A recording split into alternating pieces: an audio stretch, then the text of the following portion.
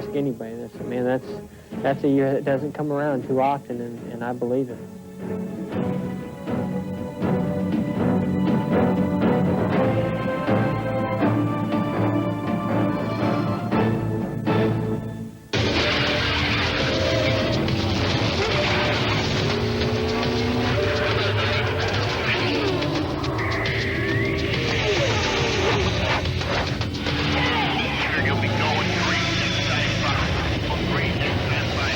RPM Tonight welcomes you to the Atlanta Motor Speedway, where the NASCAR Winston Cup Series winds up the 1998 season later this week. Hello, everyone. I'm John Kernan. We'll be here at the Speedway all week long, bringing you up to date on the latest motorsports news at 7 Eastern right here on ESPN2. Of course, one of the orders of business scheduled to be taken care of this Sunday here at Atlanta has already been completed. Jeff Gordon clinched the NASCAR Winston Cup Championship Sunday afternoon at the North Carolina Motor Speedway, and he did it in style. All he needed was a 40th place finish to get the job done. But Jeff and the Rainbow Warriors weren't going to be satisfied with that. So they went out and not only won the championship, but also wrapped up their 12th victory of the season.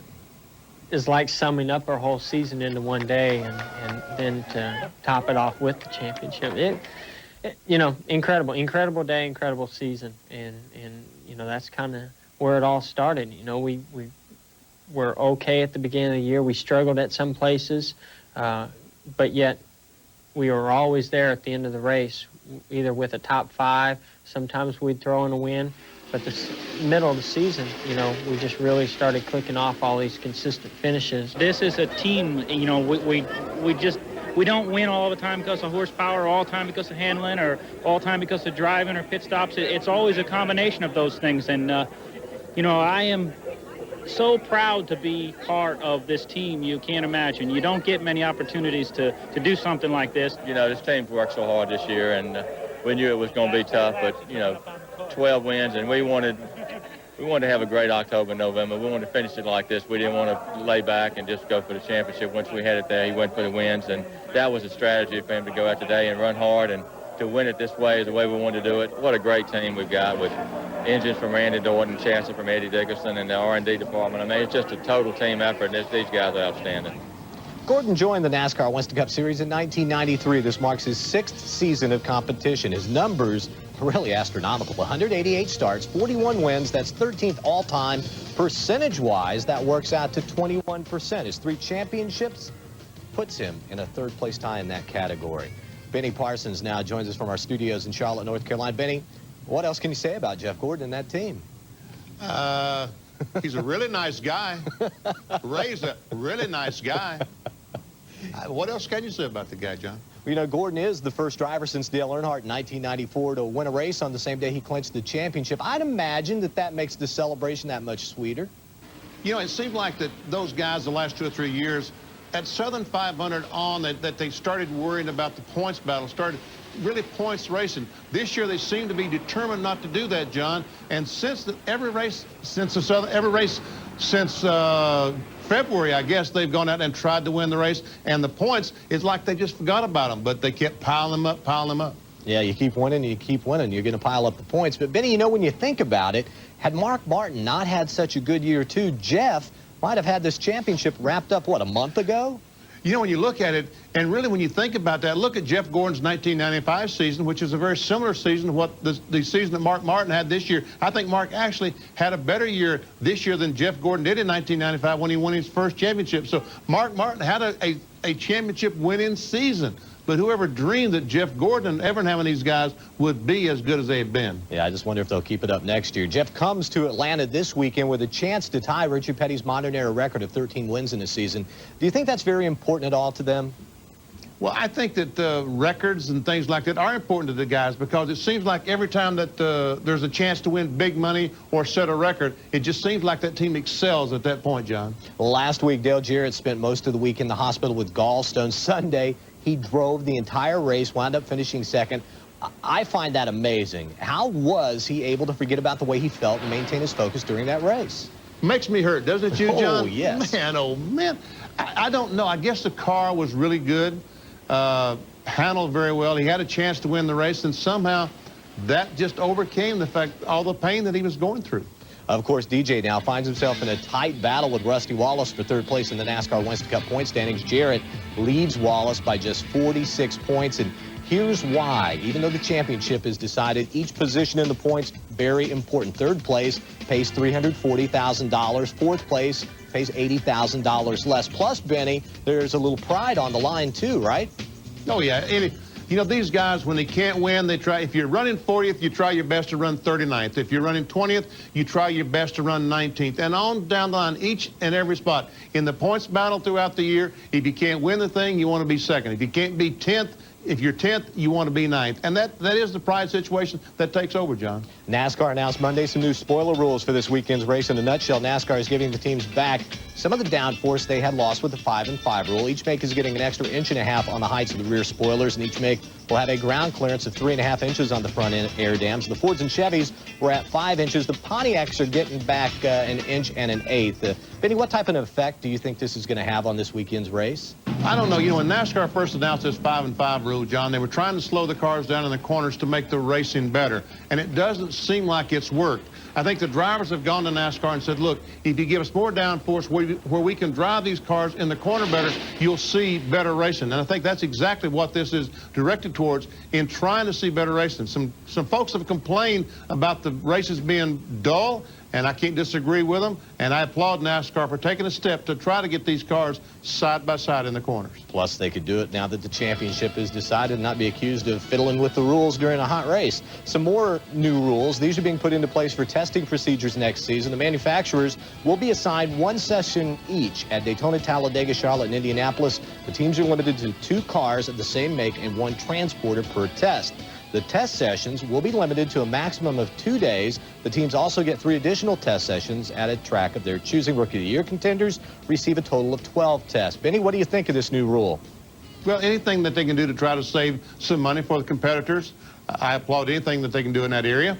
And it should save some money because they're only going to have 7, and you know, Daytona, Talladega, these guys are going there anyway. And 1 transporter, I think that's really key because now some teams will not be able to take 3 and 4 cars as they have before. Well, Benny, stick around. We'll be talking with you a little bit later on. Tabasco will not be back as the sponsor of the Tyler Jet Motorsports car next year on the Winston Cup Series. The team doesn't have a sponsor lined up yet, so that means Darrell Waltrip might not be back in the 35 car next season. Darrell and I had a meeting this week, and basically we're both going to look at our options for next year. If somebody comes along and wants Darrell, you know, to drive for him, I basically said, Darrell, I can't hold you back because I don't know what our sponsorship situation is going to be. He also said if someone calls me and they want him in the car, you know, we can sit back down and work that out. So, you know, we feel real good about it. Basically, we opened the door for both of us to go check out our options. I need to be with an organization that has something that's in place that can maximize who I am and what I can do. And I only, as I say, I only have a small window of opportunity here, so I'm going to look around. And in all honesty, I may end up right back here. Tim knows that. I know that. He's going to talk to other people about sponsorships, probably talk to some other drivers, and maybe somewhere in the next few weeks we'll sit down again and say, well, wasn't anything for me. How about you, bud? And we'll end up right back here where we are. DW and the Tyler Jet Motorsports team competed in their first race together at the Brickyard 400 back in August. In 14 races, Darrell used 12 champions provisional starting spots. He finished on the lead lap twice with the best finish 13th coming at Indy. John Menard has named Greg Ray to replace Tony Stewart starting next season in the team's Pep Boys Indy Racing League car. Menard says the team has signed Ray to a 5-year contract. Ray, who drove mostly for his own team, filled in for the injured Billy Boat 3 races this year while Boat was recovering from a broken leg. Overall, Greg competed in 9 of the 11 IRL races this season, led 3 of them for 23 laps. His best finish came at the first Texas race where he placed 2nd to Boat. Still to come on RPM tonight, Mika Hakkinen wins at Japan to wrap up his first F1 title. And while we're talking champions, we talk to NASCAR's champ when we come back.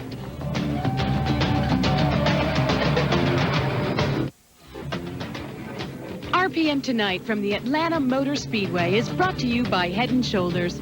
Changes dandruff problems into beautiful hair. And by Daytona USA, the ultimate motorsports attraction.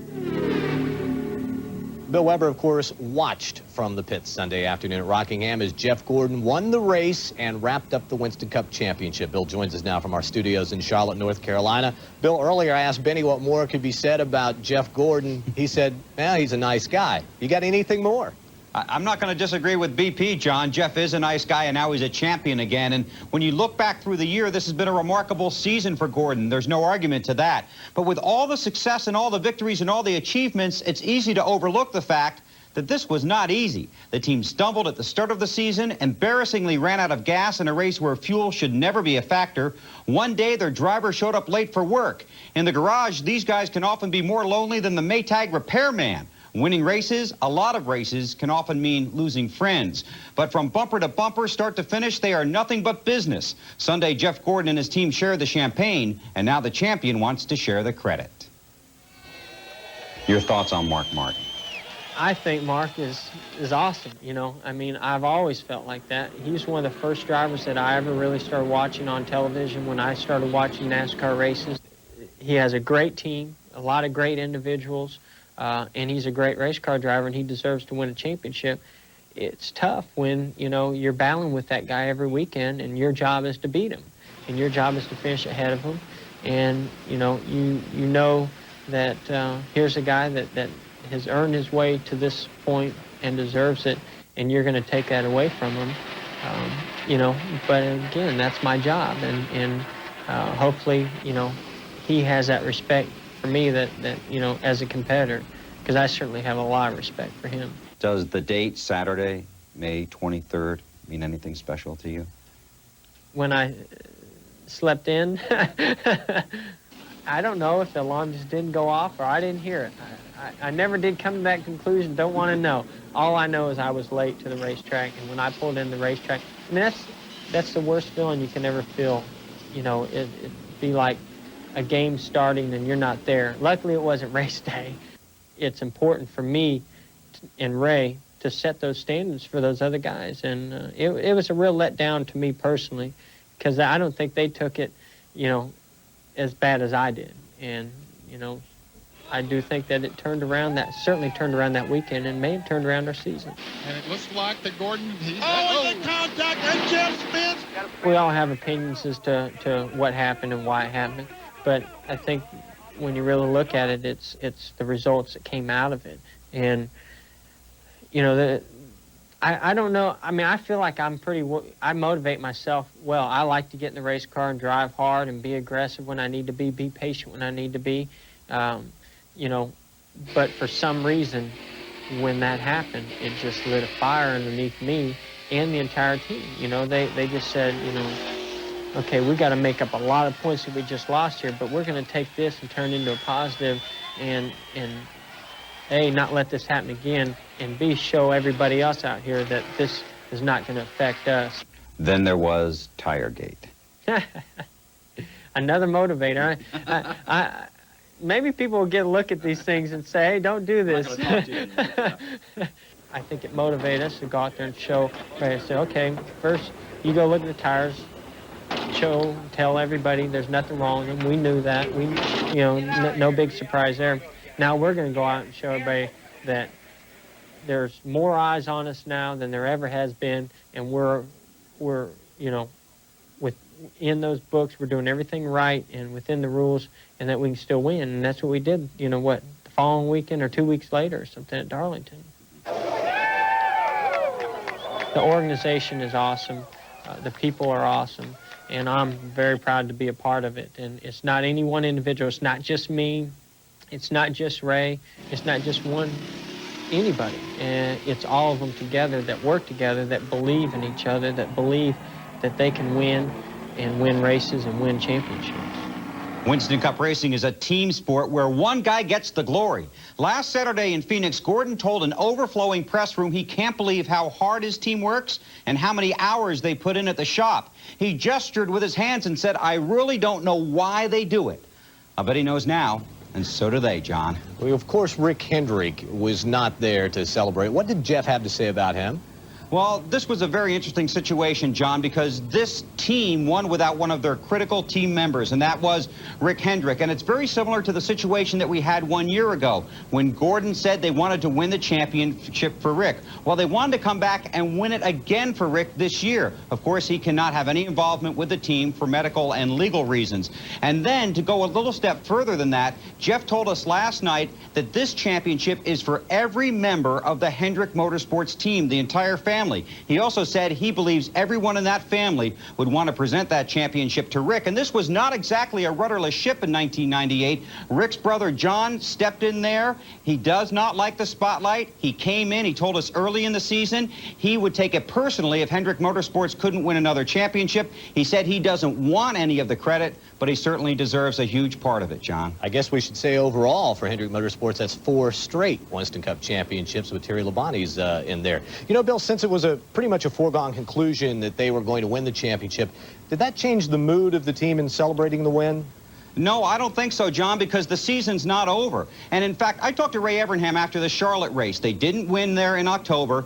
And then the fight was, how are you going to motivate this team to have a strong finish, which you haven't been able to do down the stretch in recent years? And he said they are going to every race down the stretch, and they are going to try and win every one of those races. Jeff said last night in the press tower at the Rockingham track that he believes his team might have been embarrassed about their performance down the stretch in 95 and 97. They wanted to come into Rockingham and they wanted to win, and basically they wanted to be able to prove they could win down the stretch. They kept saying, we want to win races, we want to win races, but they couldn't prove that to anybody until they finally did. They won at Daytona. They wanted to go into the championship race and win that one, which they did at Rockingham. Now they have a chance to tie the King's record in Atlanta. They're not going to Atlanta to celebrate the championship. They're going to Atlanta to win the next race. Yeah, and I bet you they probably will have a good shot at winning that. Bill, thank you very much. We'll see you down here in a few days. Will do, John.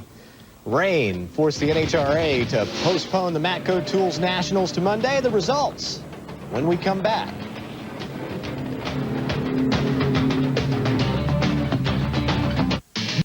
Defending Top Fuel champ Gary Scelzi set a new speed record for the NHRA for the Top Fuelers Sunday during round 2 of eliminations at Houston by reaching a speed of 326.44 miles an hour. But after the second round, the rain began to fall, forcing officials to postpone the final 2 rounds of eliminations of the Matco Tools Nationals until Monday. Scelzi wins with a 4.556 ET, 320.85 miles an hour. Cruz Pedregon, a winner in funny car. In Pro Stock, Jed Coughlin. And in Pro Stock Bikes, John Smith defeated Greg Underdahl. Here's the way the points stack up, sort of. Scelzi now leads Corey Mack by 115 with 1 event remaining. That's in 2 weeks at Pomona. All Gary needs to do is qualify for that final event to win his 2nd straight Top Fuel championship. John Force, even though he lost in the semis, gained some ground on Ron Capps, now leads him by 91 points. Michael Schumacher saw his hopes of winning another F1 title go up on this second restart Sunday in Japan as he stalled his car. That put him at the back and gave the lead to Mika Hakkinen, and that pretty much gave him the title. But Schumacher fought his way back to 3rd place, putting some wear on his tires in the process. Now here a wreck involving Tuero, and Takagi put a little bit of debris out on the racetrack. And that was devastating to Schumacher. He ran over some of it. His right tire exploded. He was done for the day. Hakkinen goes on to wrap up his first Formula One championship. But Michael still winds up in 2nd place in the points with 10 podium finishes on the year. David Coulthard, the other McLaren driver, winds up 3rd. Eddie Irvine, Schumacher's Ferrari teammate, was 4th. And last year's champion, Jacques Villeneuve, winds up in the 5th position. Well, the Winston Cup title may be wrapped up, but there's still plenty to talk to Benny about when we come back. As RPM Tonight comes to you all this week from the Atlanta Motor Speedway. When you pull into 76, Come on, move it, guys! you've got something in common with the drivers in NASCAR. Because for over 40 years, NASCAR has chosen 76 as their official fuel. And now there's 76 with new Pro Power. It's cleaner burning for more powerful performance on and off the track, no matter what you drive. Get the spirit of NASCAR. Get the spirit of 76. This weekend, ARCA 500K, Friday at 2. The race is on. Street Rodder, Saturday at 3:30. If it moves fast, looks cool, and wins races, it's on ESPN2. NASCAR Today post-race special, Sunday at 5. All kinds of racing, all weekend long. The race is on ESPN2.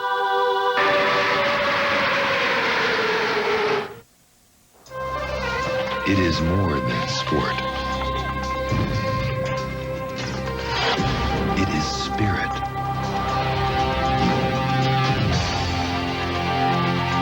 Ritual.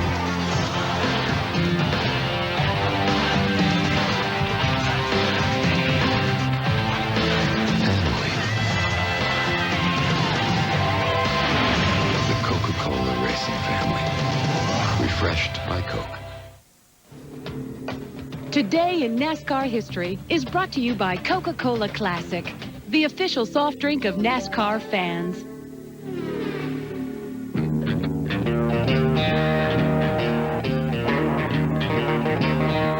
12 years ago today, the Intimidator could have easily been called the Dominator. As he lapped the field at Atlanta, Dale Earnhardt grabbed his second big piece of NASCAR history. Dale Earnhardt at Atlanta, Georgia on a Sunday afternoon in November wins the Atlanta Journal 500 and wins the Winston Cup for the second time in his career. After the championship went by and we felt like we had it locked up, we was looking at winning this race, and I was really wanting to win this race and go out, with a bang, Just for the heck of it, here's a look at Earnhardt's career stats versus those of Jeff Gordon. Of course, the big number there is 7 Winston Cup championships for Earnhardt. But Jeff figured if Gordon and that 24 team stay together, Jeff should be able to achieve that mark too. Benny Parsons is back with us from Charlotte. All right, Professor, what do you think? Will Gordon hang around long enough to win 7 titles? That really is a good question, John, and it's a question I asked Jeff Gordon not too long ago. What is next? Are you going to hang around? He said there's more races to win and more championships to win. He talked like he was going to be around for some time in the future. Well, the season, of course, winds up here at the Atlanta Motor Speedway on Sunday. Benny, how much different is this track from the one you used to drive? It's a great deal different. The racetrack in Atlanta now is like Charlotte, like Texas. It doesn't resemble the old racetrack in Atlanta. As a matter of fact, there isn't a racetrack on the circuit now. Well, maybe Dover. I think Dover, the 1 mile track at Dover, is a smaller version of the old Atlanta Motor Speedway. Well, last year it was fairly chilly for the race. Do the teams prefer it to be warmer or colder as far as the track surface goes? I think they would prefer it to be about 70 degrees, which everyone, the fans would, we all would like for it to be 70 degrees, because I think the cars, once the tires get warm, heated up a little bit, I think they'll get their grip at that temperature. And when it's colder than that, obviously it's a little more difficult to get those tires up to temperature. And when it's too hot, it's too difficult to get a grip because the tires are too hot. So just like everything else, about 70 degrees is perfect. 70 degrees sounds perfect to me, too, down on pit road in the fire suit. Benny, thanks a lot, and have a safe trip down here to the Speedway. All right, John. Here's an interesting Atlanta Motor Speedway fast fact. Bill Elliott, who's from Georgia, was the first driver to clinch a Winston Cup title in the season-ending race here at the Atlanta Motor Speedway. That was 10 years ago. RPM Tonight from the Atlanta Motor Speedway is brought to you by 1010-9000, America's directory assistance, and by Pringles. Once you pop, you can't stop. Of course, a lot of racing action comes your way from the Atlanta Motor Speedway later this week. You can watch Winston Cup qualifying at 12:30 Eastern Friday afternoon, followed by the ARCA season finale and, of course, the Winston Cup finale Sunday afternoon over on ESPN. Jimmy Vasser won the kart finale Sunday at the California Speedway and winds up the season second in the points by 9 over Dario Franchitti. Adrian Fernandez finished out the year in the 4th spot, followed by Greg Moore. Scott Pruitt winds up in the 6th position, 9 points ahead of Michael Andretti, who had some problems on Sunday at California. Brian Herta picked up his first career win during the year and finishes out the season in 8th. Rookie of the Year Tony Kanaan finishes in 9th, while Bobby Rahal wraps up his career, his final season in kart, in the 10th position. Don't forget, we're here at the Atlanta Motor Speedway each night this week at 7 Eastern here on The Deuce. John Beekes joins us Tuesday.